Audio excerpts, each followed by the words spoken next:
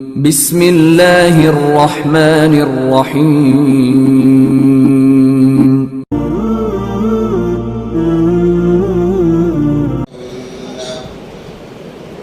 أزواجهن إذا تراضوا بينهم بالمعروف ذلك يوعظ به من كان منكم يؤمن بالله واليوم الآخر ذلكم أزكى لكم وأطهر والله يعلم وأنتم لا تعلمون. والوالدات يرضعن أولادهن حولين كاملين لمن أراد أن يتم الرضاعة وعلى المولود له رزقهن وكسوتهن بالمعروف لا تكلف نفس إلا وسعها لا تضار والدة بولدها ولا مولود له بولده وعلى الوارث مثل ذلك فإن أرادا فصالا عن تراض منهما وتشاور فلا جناح عليهما. وإن أردتم أن تسترضعوا أولادكم فلا جناح عليكم إذا سلمتم ما آتيتم بالمعروف واتقوا الله واعلموا أن الله بما تعملون بصير. والذين يتوفون منكم ويذرون أزواجا يتربصن بأنفسهن 4 أشهر وعشرا فإذا بلغن أجلهن فلا جناح عليكم فيما فعلن في أنفسهن بالمعروف والله بما تعملون خبير. ولا جناح عليكم فيما عرضتم به من خطبة النساء أو أكننتم في أنفسكم علم الله أنكم ستذكرونهن ولكن لا تواعدوهن سرا إلا أن تقولوا قولا معروفا ولا تعزموا عقدة النكاح حتى يبلغ الكتاب أجله واعلموا أن الله يعلم ما في أنفسكم فاحذروه واعلموا أن الله غفور حليم. صدق الله العظيم. محترم حضرات، گزشتہ ہفتے آپ نے سنا تھا طلاق کے متعلق احکام چل رہے ہیں. اس رکوع میں بھی زیادہ تر طلاق کے احکام بھی بیان کیے گئے ہیں. جب میاں بیوی میں طلاق ہو جائے بچے کس کے پاس رہیں گے، ان کی ذمہ داری کس پر ہے، اس کے متعلق اس کے اندر بیان کیا گیا ہے. طلاق کب واقع ہوتی ہے اور طلاق کا معاملہ کیوں پیش آتا ہے، اس کے لیے سب سے پہلے ہمیں نکاح کو سمجھنے کی ضرورت ہے. جب انسان نکاح کی اہمیت کو، مقاصد کو سمجھ لیتا ہے، وہ طلاق سے کوسوں دور رہتا ہے. نکاح کی اہمیت، اس کے مقصد کو جب انسان نہیں سمجھتا تو طلاق کے معاملات بڑھ جاتے ہیں. نکاح ایک عبادت ہے اور ایمان کی تکمیل کا ذریعہ ہے. حدیث میں آتا ہے النکاح نصف الایمان، نکاح آدھا ایمان ہے. اور حدیث میں آتا ہے اگرچہ علماء نے اس پر کلام کیا ہے، جب کوئی انسان نماز پڑھتا ہے بغیر نکاح کا، جو شادی شدہ نہیں ہے، اس کے اور شادی شدہ جو انسان ہے اس کی نماز میں 30 یا 70 درجے کا فرق پڑ جاتا ہے. اسی لیے اس کو نصف الایمان کہا گیا. اور نکاح میاں بیوی کے ملاپ کا ایک ذریعہ ہے. انسانی خواہشات کو حلال طریقے سے پورا کرنے کا ذریعہ ہے۔ ایک خواہشات حرام طریقے کے ہوتے ہیں جس کی شریعت میں کوئی گنجائش نہیں، اور ایک حلال ہے جس کے کرنے پر اللہ نے ثواب رکھا ہے، بلکہ ثواب ہی نہیں کہا کہ ایمان مکمل اسی سے ہوتا ہے، اور ہر نبی کی سنت رہی ہے، نکاح کرنا ہر نبی کی سنت رہی ہے۔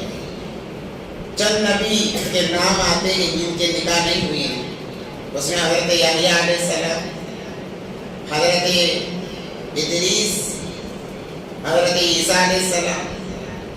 پھر بھی کتابوں میں لکھا گیا ہے حضرت عیسیٰ علیہ السلام آسمان پر زندہ اٹھا لیے گئے، جب وہ آئیں گے وہ نکاح کریں گے، اس سنت کو زندہ کریں گے، بلکہ ان کی اولاد بھی ہوگی، بچے بھی ہوں گے۔ تو بس گنے چنے چند نام، ایک آدھ نام رہ جاتے ہیں نبیوں کے جن کے نکاح نہیں ہوئی۔ کیوں؟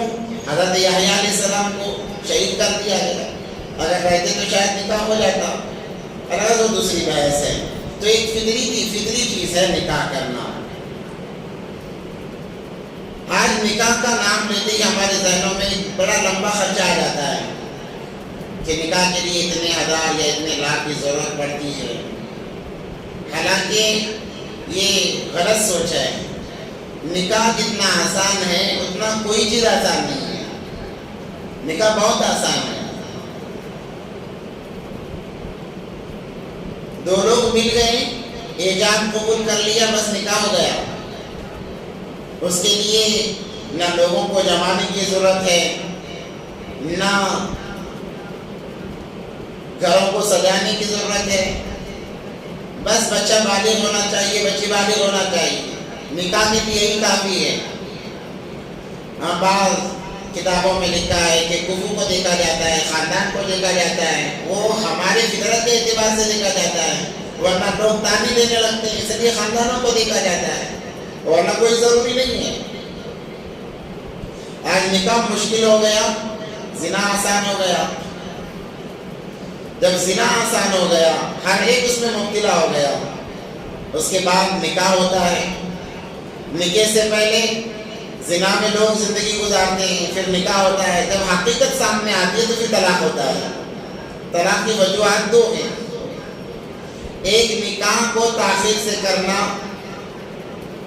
دوسرا دین سے دوری کی وجہ۔ اس لیے حدیث میں آتا ہے کہ جب بچہ بالغ ہو جائے فوراً نکاح کر دیا جائے، تاخیر نہ کی جائے۔ نکاح کی انسانی زندگی میں اتنی ہی ضرورت ہے جیسے کہ ہوا اور پانی کی ضرورت ہے۔ آج لوگ اس کو ضرورت نہیں سمجھتے۔ اگر کوئی نکاح کی بات کرتا ہے بچہ، باپ کہتا ہے کہ تجھے کیا جلدی پڑی ہے، ماں کہتی ہے تجھے کیا جلدی پڑی ہے، حالانکہ بالکل غلط ہے۔ اسی لیے کتابوں میں لکھا ہے بالغ بچہ یا بچی زنا کی طرف قدم بڑھاتے ہیں تو اس کا گناہ ماں باپ کو ملتا ہے، بچوں کو ملتا ہے، ماں باپ کو ملتا ہے۔ ماں باپ کہیں گے کیوں، ہمیں کیوں ملتا ہے، ہم نے تو نہیں کہا، تم نے نکاح کی فکر نہیں کی، نکاح میں جلدی نہیں کی، جس کی وجہ سے ایک حصہ تمہیں بھی ملتا رہے گا، وہ جب تک اس فعل کے اندر مبتلا رہیں گے۔ تو اب نکاح کب کرنا ہے، جیسے ہی بالغ ہو جائے نکاح کر دیں۔ اب چونکہ ہمارے ذہنوں میں ایک بڑا لمبا خرچہ بیٹھا ہوا ہے، ہم سوچتے ہیں کہ نکاح کریں گے تو پھر کیسا گزارا ہوگا، اس کو اتنا ہم زیادہ سوچتے ہیں۔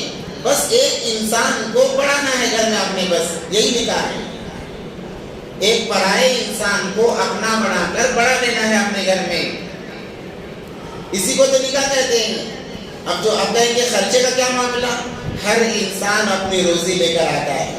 جو انسان جہاں پر بھی جاتا ہے اس کے جانے سے پہلے وہاں پر روزی پہنچ جاتی ہے، اور روزی کا ذمہ چونکہ اللہ نے خود لے لیا ہے تو اس میں سوچنے کی کوئی بات نہیں۔ اب روزی کی ذمہ داری ہم نے اپنے اوپر لے لی، اس لیے ہمیں نکاح بڑا نظر آتا ہے کہ بہت بڑا مسئلہ ہے۔ اسی طریقے سے بچے کا معاملہ ہے، لوگ 2 بچوں پر بس کر دیتے ہیں، آپریشن کرا لیتے ہیں کہ ضرورت نہیں ہے، زیادہ بچے ہوں گے تو کھائیں گے کہاں سے۔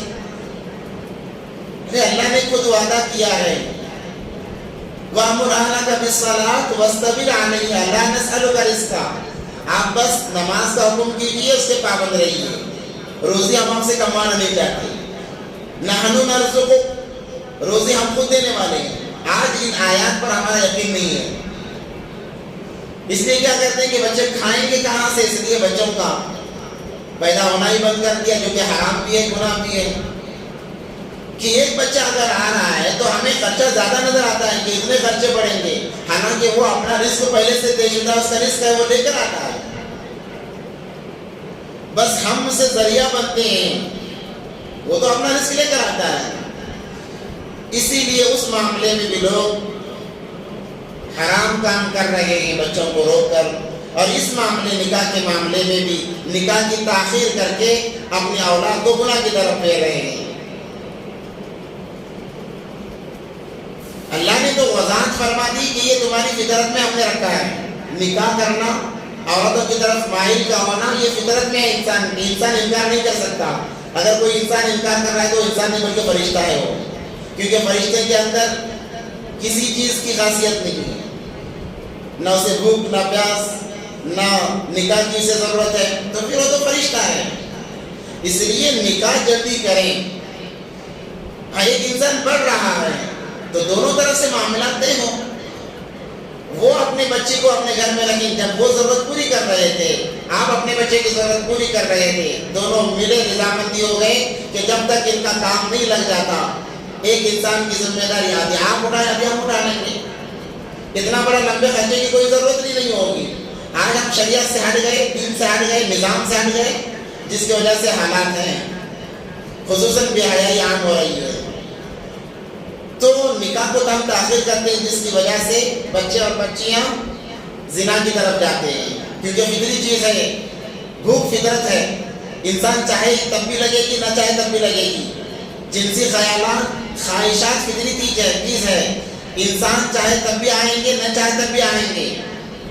اب ہم نکاح کو تاخیر کر رہے ہیں، جس کی وجہ سے علماء فرماتے ہیں جیسے بچہ بالغ ہو گیا، اسے جنسی خواہشات کا احساس ہونا شروع ہو جاتا ہے۔ بچی بالغ ہو گئی، جنسی خواہشات کا احساس ہونا شروع ہو جاتا ہے، چاہے آپ بتائیں نہ بتائیں۔ آج تو ہر جگہ بے حیائی ہے، آج تو اتنی بے حیائی ہے کہ احساس نہیں بلکہ انسان اسے عمل کرنا چاہ رہا ہے، تجربہ کرنا چاہتا ہے، اور اس پر بولنے والوں کو کہتے ہیں کہ کتنے دیکھو انہیں شرم نہیں ہے کہ ایسی باتیں بتائی جا رہی ہیں، حالانکہ یہ فطری چیزیں ہیں، قرآن کے اندر اس کی وضاحت ہے۔ تو اب اگر آپ اسے زیادہ دیر اس خواہشات کو دبا کر رکھنے کو کہو گے تو وہ غلط کی طرف جائے گا، بچی غلط کی طرف قدم بڑھائے گی۔ ہاں اگر اس کی آپ نے فکر کر دی تو پھر وہ چیز غلط کی طرف نہیں جائے گی، بلکہ وہی چیز ایمان کے کامل کا، ایمان کے مکمل ہونے کا ذریعہ بن جائے گی۔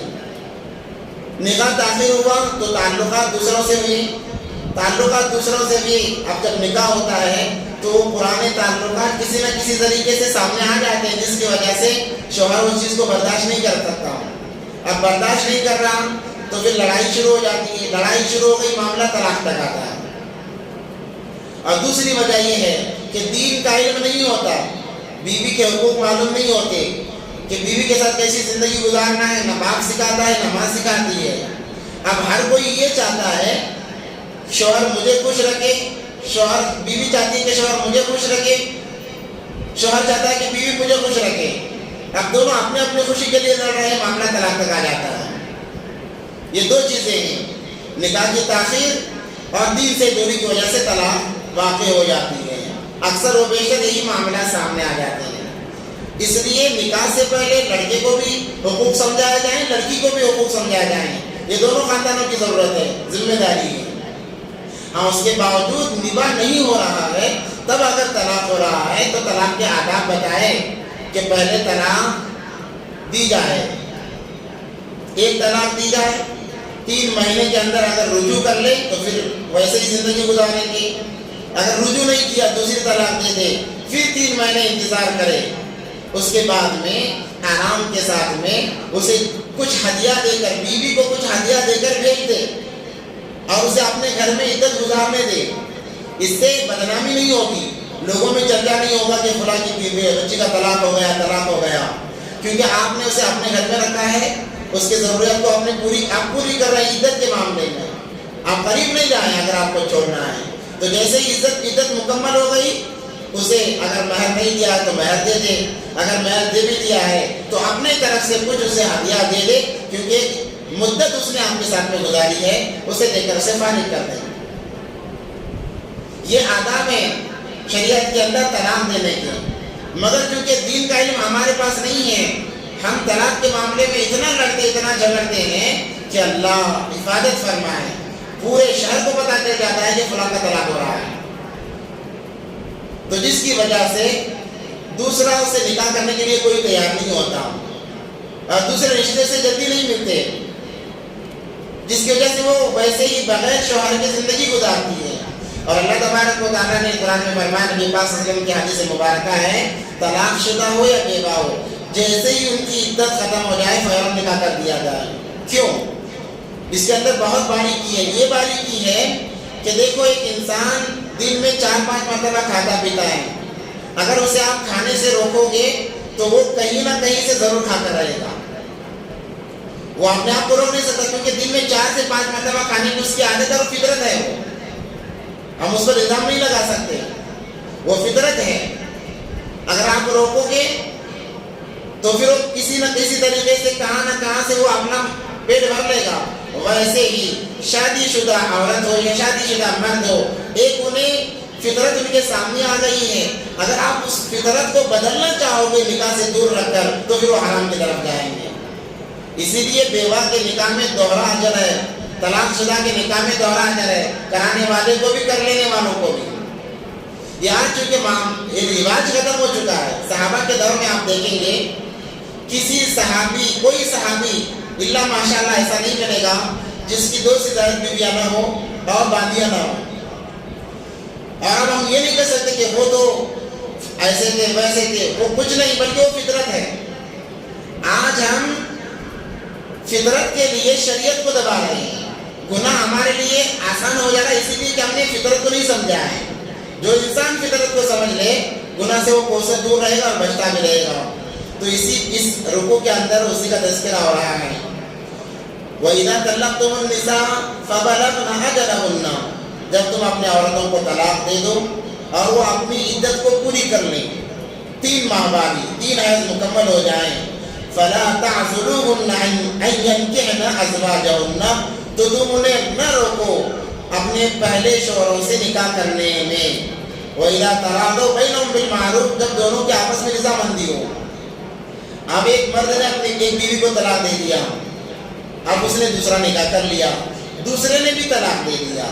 اب وہ پہلے شوہر کے پاس آنا چاہتی ہے تو خاندان والے آڑ بنتے ہیں کہ اس نے تجھے طلاق دیا تھا, پھر اس سے کیوں نکاح کرتی ہے, جبکہ دونوں کی آپس میں رضامندی ہے. حضرت معقل بن یسار رضی اللہ تعالیٰ عنہ نے اپنی بہن کا نکاح صحابی سے کر دیا, انہوں نے اس کو طلاق دے دیا. پھر ان کا نکاح دوسری طرف ہوا, اس صحابی نے بھی طلاق دے دیا.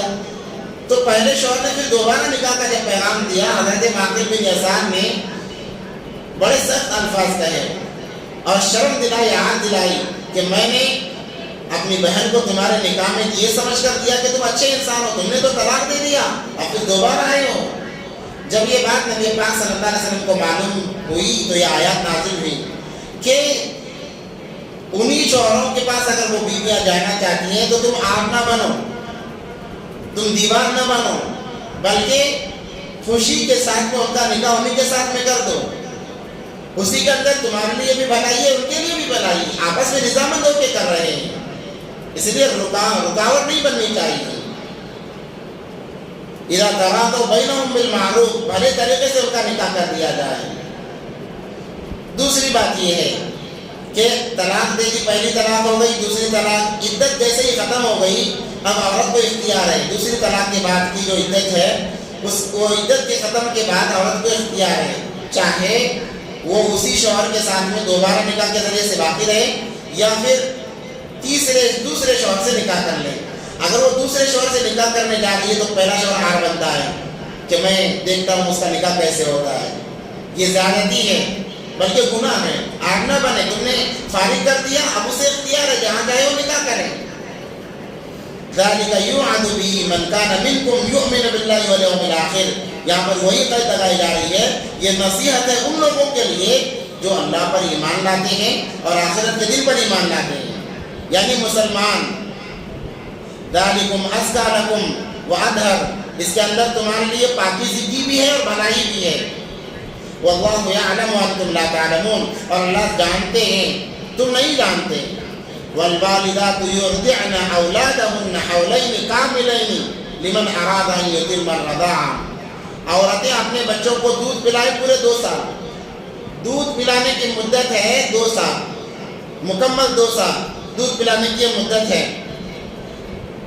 وعلی المولود لہ رزقہن وکسوتہن بالمعروف، اور اس کے درمیان میں اس کا خرچہ شوہر برداشت کرے گا، اس بچے کا باپ برداشت کرے گا۔ دیکھو شوہر نے طلاق دے دیا، طلاق دیا، بچہ ہے، چھوٹا بچہ ہے، دودھ پیتا ہے، عدت کے اندر بیوی دودھ پلائے گی، چونکہ عدت کے اندر خرچہ شوہر کے ذمہ ہے اس لیے وہ اور زیادہ مطالبہ نہیں کرے گی۔ ہاں عدت ختم ہو گئی، اب بھی دن دودھ پلانے کے باقی ہیں تو وہ دودھ پلانے پر اجرت لے گی، باپ کو پیسہ دینا پڑے گا اسے دودھ پلانے کے لیے۔ عدت کے اندر کوئی پیسے دینے کی ضرورت نہیں کیونکہ اسی کے ماتحتی میں ہے۔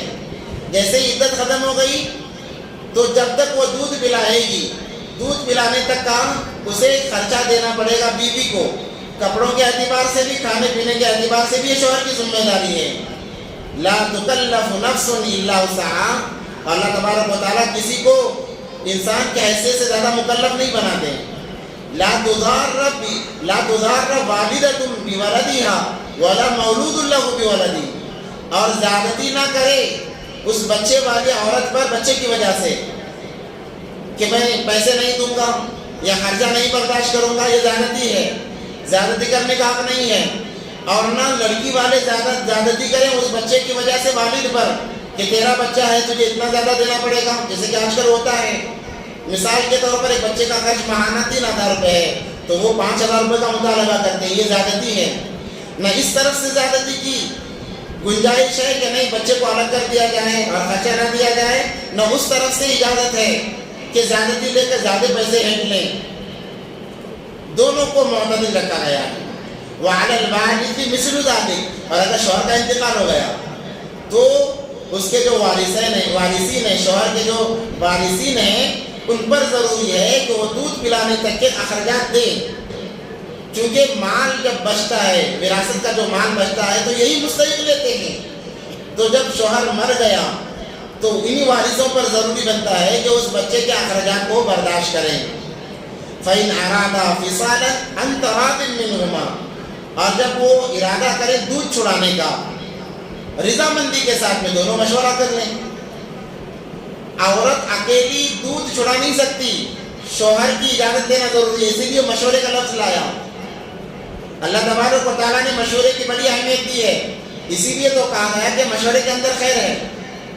جو چیز بھی کرنا ہے مشورے سے، اب یہاں تک کہ دودھ چھڑانا ہے تب بھی مشورہ کرنا پڑے گا، بیوی کو شوہر سے، شوہر کو بیوی سے، کہ چلو ہم 2 سال دودھ نہیں پلا سکتے تو جلدی اس کو دودھ چھڑا دیں گے۔ دونوں کی جب رضامندی ہوگی تبھی بچے کو دودھ چھڑایا جائے گا۔ فلا جناح علیہما، اس میں کوئی گناہ نہیں ہے۔ اور اگر عورت بغیر شوہر کو بتائے دودھ چھڑاتی ہے تو بچے کا حق ضائع کر رہی ہے اور شوہر کے اندر حق تلفی کر رہی ہے، گناہ ہوگا۔ اگر شوہر چھڑواتا ہے تب بھی گناہ ہوگا، ہاں دونوں رضامندی ہو جائیں۔ چونکہ 2 سال اس لیے ہے کہ جب تک بچہ لگاتار ماں کا 2 سال دودھ پیے گا، فطری طور پر اللہ کی طرف سے اس کے اندر اس دودھ کے ذریعے سے بہت ساری قوتیں جمع ہوتی ہیں، بچہ بیماریوں کا شکار نہیں ہوتا۔ بہت بڑی حکمتیں چھپی ہیں دین کے ہر کام میں، شریعت کے ہر بات میں بڑی حکمتیں ہوتی ہیں، بس سمجھنے کی ضرورت ہوتی ہے۔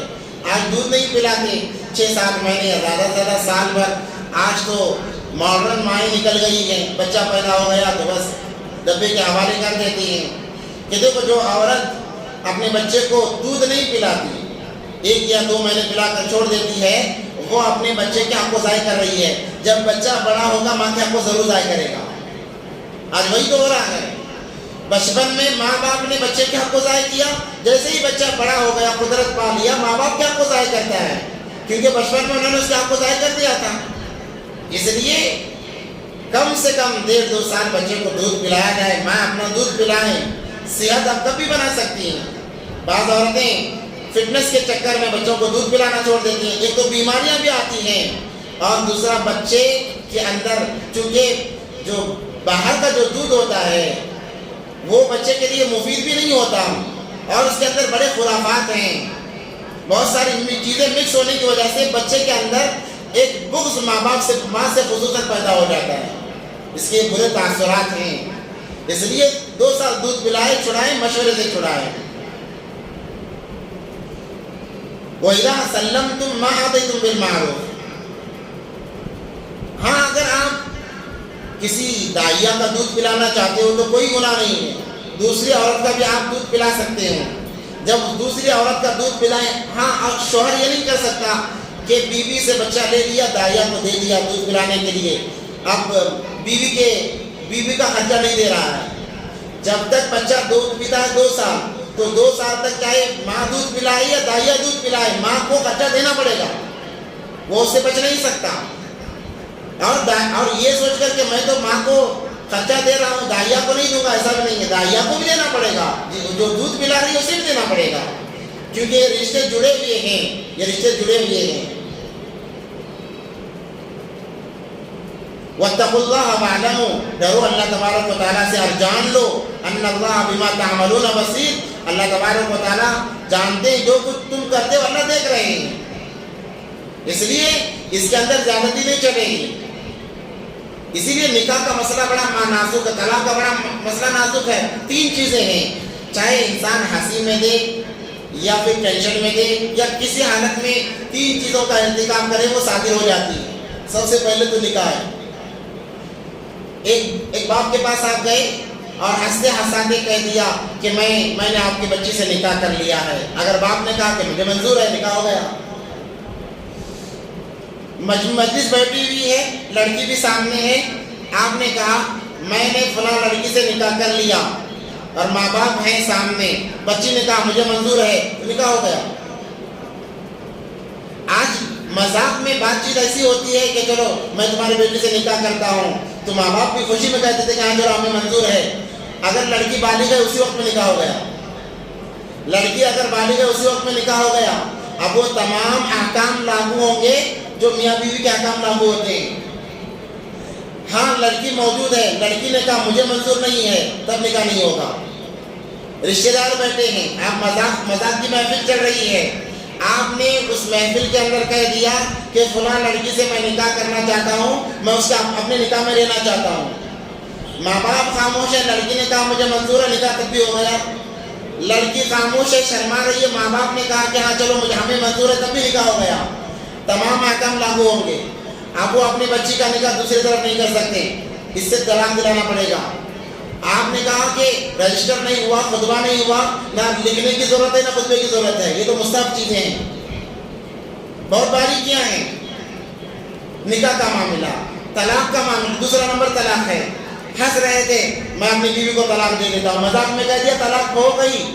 जितने का आपने इरादा किया उतनी तलाक। अगर इरादा कुछ नहीं है, ऐसे ही कहा, तो तलाक बाई होगी। फिर 2 लोगों के दरमियान में आपको निकाह पढ़ाना पड़ेगा। और तीसरा जो है वो गुलाम का, आप महफिल बैठी हुई हंसते हुए कह रहे मैं अपने फलां गुलाम को आज़ाद करता हूँ, वो आज़ाद हो गया, आज़ाद हो गया। अब फिर उसको दोबारा अपने गुलामी में लेना तो उसे खरीदना पड़ेगा, वो आज़ाद हो गया है। तो बहुत बारीकियां हैं। आजकल हंसने हंसाने में बहुत सारी चीजें हो जाती हैं। इसी को तो ज़िना कहा गया कि लोगों के सामने ज़िना होगा। यही तो ज़िना की शक्लें हैं। इसलिए निकाह के मामले में न मजाक के अंदर ऐसी बातें करने दिया जाए, न टेंशन के अंदर ऐसी बातें जुबान से निकाली जाए। बड़ा नज़ाकत का मामला है। और दूसरी बात, ये बात भी बहुत पते की है कि रज़ाअत, दूध पिलाना जिसे कहते हैं। औरतों का एक मिजाज होता है, कहीं शादी ब्याह में गई या कहीं फंक्शनों में गई, बच्चा रो रहा है, दूध पिला बच्चा, जाती है और दूध पिला लेती है। वो अपने शौहर की इजाज़त के बगैर किसी बच्चे को दूध नहीं पिला सकती। अब जब बच्चे को उसने दूध पिला लिया, 2 घूंट अगर बच्चे ने दूध पी लिया, तो फिर उस बच्चे का निकाह उस औरत के लड़के के साथ नहीं हो सकता। वो बहन सगे भाई बहन भाई बन जाएंगे। اور وہ عورت اس بچے کے مرد سے، باپ سے نکاح نہیں کر سکتی. وہی تعلقات ہوں گے جیسے ایک سگے بھائی بہن کے تعلقات ہوتے ہیں. یہ بہت باریکیاں ہیں جو ہمارے سامنے نہیں آتی، جس کی وجہ سے بڑی گمراہی ہوتی ہے. اور اگر کسی مرد نے ایک عورت کو شہوت سے، خواہش سے چھین لیا، تو اب یہ مرد کا بیٹا اس عورت کے لڑکی سے نکاح نہیں کر سکتا. بہت ساری باریکیاں لگت جیسے انشاءاللہ اب بھی اور یہ رکوع چلے گا اس کے اندر آئیں گی. والذین یتوفون منکم ویذرون ازواجا، اور جب کوئی مرد مر جائے اور بیویاں چھوڑ جائیں، بیویاں چھوڑ جائے، یتربصن بانفسہن اربعۃ اشہر وعشرہ، تو عورتیں اپنے آپ کو 4 مہینے 10 دن تک عدت میں رکائیں گی. عدت کا معاملہ بھی بڑا نازک ہے. جیسے ہی بیوی کو پتا چلا کہ شوہر کا انتقال ہو چکا ہے، تو ہماری عورتیں کیا کرتی ہیں؟ جہاں انتقال ہوا ہے وہاں بھاگتی ہیں، ہاسپٹل میں انتقال ہوا وہاں چلی جاتی ہیں، جہاں انتقال ہوا وہاں چلی جاتی ہیں. اگر نہیں گئی تو لوگ تانے کستے ہیں، حالانکہ اس کی اجازت نہیں ہے. جیسے ہی اس کا شوہر کا انتقال ہو گیا، وہ فوراً اپنے گھر میں جائے، اور عدت اسی وقت سے اس کی عدت شروع ہو جاتی ہے. جیسے ہی اسے خبر ملی کہ تمہارے شوہر کا انتقال ہو گیا، اب اس کی عدت شروع ہو گئی ہے. اگر وہ باہر ہے تو فوراً گھر آئے گی اور عدت میں بیٹھ جائے گی. شوہر کا چہرہ دیکھنا کوئی ضروری نہیں ہے، شوہر کے پاس جانا کوئی ضروری نہیں ہے. دنیا والے جو کہنا ہے کہیں، شریعت نے ایک حکم لاگو کر دیا، اب وہ حکم ہو گیا. 4 لوگوں کے سامنے انسان نے نکاح قبول کہا کہ قبول ہے، تو اب نکاح ہو گیا. دنیا کیا کہتی ہے وہ نہیں، اب نکاح ہو گیا. ویسے ہی اس کے کانوں میں خبر آ گئی کہ شوہر کا انتقال ہوا، اگر باہر ہے فوراً گھر آئے، یا جہاں سے عدت گزارنا وہاں چلی جائے، اسی وقت کے اس کی عدت شروع ہو جائے گی. زیورات اتار دیں، بننا سنورنا چھوڑ دیں. 4 مہینے مکمل 10 دن. 4 مہینے 10 دن اس لیے ہے کہ بچہ پہلے 40 دن نطفہ رہتا ہے، پھر 40 دن گوشت کا ٹکڑا، پھر 40 دن میں ہڈیاں بنتی ہیں، گوشت چڑھتا ہے. 4 مہینے میں بچہ مکمل بن جاتا ہے. چونکہ مہینہ کبھی 30 کا ہوتا ہے، کبھی 29 کا ہوتا ہے، اس لیے آگے پیچھے ہو جاتے ہیں. اس لیے 4 مہینے 10 دن رہتے ہیں کہ بچے کی مکمل پیدائش 4 مہینے کے بعد بچے میں روح پڑ جاتی ہے. وہ اسی لیے کیونکہ مہینہ ایک حساب کا نہیں رہتا، آگے پیچھے ہوتا ہے. کہا گیا کہ 4 مہینے 10 دن احتیاطاً بڑھا لیے گئے. اب 4 مہینے 10 دن وہ عدت میں بیٹھے گی، بنے گی، سورے گی نہیں، کہیں جائے گی نہیں. اب اس کا خرچہ شوہر کے گھر والے برداشت کریں یا اس کے بھائی برداشت کریں، رشتے دار برداشت کریں گے. اگر کوئی برداشت کرنے والا نہیں ہے، کوئی بھی نہیں ہے، تو بیت المال سے اس کا وظیفہ مقرر کیا جائے گا. اگر وہ بھی نظام نہیں ہے تو محلے کے مالداروں پر یہ ذمہ داری عائد ہوتی ہے کہ اس کے خرچے کو برداشت کریں. اگر وہ بھی نہیں ہے تو پردے کے ساتھ میں صرف کام کے حد تک عورت نکل سکتی ہے، جیسے ہی کام ہوگا گھر آ جائے گی. یہ احکام ہے. تو 4 مہینے 10 دن اس کی عدت ہے، اور باقی عورتوں کو عدت نہیں ہے. باقی عورتیں، کسی کا بھائی باپ مر رہا ہے، 3 دن سوگ مرائیں گی. بس عدت بولیں گے نہیں، اسے سوگ بولیں گے. سوگ میں کیا ہے کہ بننا سنورنا نہیں ہوگا، کیونکہ آدمی کا انتقال ہوا ہے، قریبی کا. بننا سنورنا نہیں، اچھے کھانے وغیرہ نہیں. مگر آج ہمارے معاشرے میں رواج ہے، کوئی مرتا ہے تو سب سے پہلے اس کے گھر میں بریانی پکتی ہے. کیوں؟ مہمانوں کے نام سے. ضرورت نہیں ہے. مہمان کھانے کے لیے آتے ہیں، تدفین میں آتے ہیں. مہمان جو آتے ہیں وہ تدفین کے لیے آتے ہیں، نماز جنازے کے لیے آتے ہیں. آپ انہیں بریانی کھلا رہے، انہیں گوشت کھلا رہے. یہ شریعت کے احکام کے ساتھ مذاق کرنا ہے، یاد رکھیں. اور اس کی پوچھ ہوگی. ہاں، آپ کو کھلانا ہے تو پڑوسی کا حق بنتا ہے کہ پڑوسی جو مہمان آئے دور دراز سے، ان کے لیے کھانے کا انتظام کرے. اور بہتر یہی ہے کہ وہ سارا دن اپنے گھر میں کچھ بھی نہ بنائیں، بلکہ پڑوسیوں پر یہ ذمہ داری بنتی ہے کہ وہ کھانا بنا کر کھانا بھیجیں میت والے گھر میں، ایک دن کے لیے بس. دوسرے دن سے وہ اپنا نظام چلائیں گے، اور دوسرے دن سے نظام چلائیں گے کہ مہمان آئے ہیں تو وہ کیا سمجھیں گے، چلو بریانیوں پر بریانیاں ہو رہی ہیں. یہ زیادتی ہے اس میت کے ساتھ میں بھی، شریعت کے ساتھ میں بھی. یہ بہت برا رواج ہے، یہ بدعت ہے. اس کو بدعت کہا جائے گا کہ میت ہوئی ہے، اس گھر میں بریانی پک رہی ہے اور بڑے مزے سے لوگ کھا رہے ہیں. کھانے والوں پر بھی گراں گزرنا چاہیے کہ بھائی جس گھر میں انتقال ہوا اس گھر میں کھائیں کیسے. مگر آج رواج بنا لیا ہم نے اس کو. کہتے ہیں کہ بھائی سادہ کھانا پکائیں. نہیں بریانی لاؤ بھائی, بکرے کی بریانی لاؤ, بڑے کی بریانی لاؤ, بس کھانے میں ہی دن ہمارے چلے گئے. ایسا کھانا ہی کیا جس پر شریعت لعنت بیچتی ہے. اس لیے احتیاط کرنا چاہیے. تو 4 مہینے 10 دن کی وہ عدت گزاریں گے. دوسرے لوگ 3 دن سوگ بنائیں گے, اپنے گھر میں بنا کر کھائیں گے مگر گوشت وغیرہ نہیں پکائیں گے. تیسرے دن جب 3 دن گزر جائے ان پر لازم ہے کہ وہ بنے سوریں اور اچھا بنا کر کھائیں, تاکہ پتہ چلے کہ ہمارا سوگ کا دن ختم ہو چکا ہے. سوگ ہمارے ختم ہو چکے ہیں, کیونکہ اللہ کسی کو زیادہ دنوں تک مشقت میں ڈال کر رکھنا اللہ کو پسند نہیں ہے. ہاں بیوی وہ البتہ منائے گی, سوگ منائے گی 4 مہینے 10 دن. فَإِذَا بَلَغْنَا أَجَلَهُنَّ فَلَا جُنَاحَ عَلَيْكُمْ فِيمَا فَعَلْنَا فِي أَنفُسِهِنَّ بِالْمَعْرُوفِ. اور جب وہ اپنی عدت پوری کر لے تو اس پر گناہ نہیں ہے کہ وہ اپنے لیے بھلائی چاہے. کیا بھلائی چاہے؟ کہ وہ اپنی نکاح کی فکر کرے.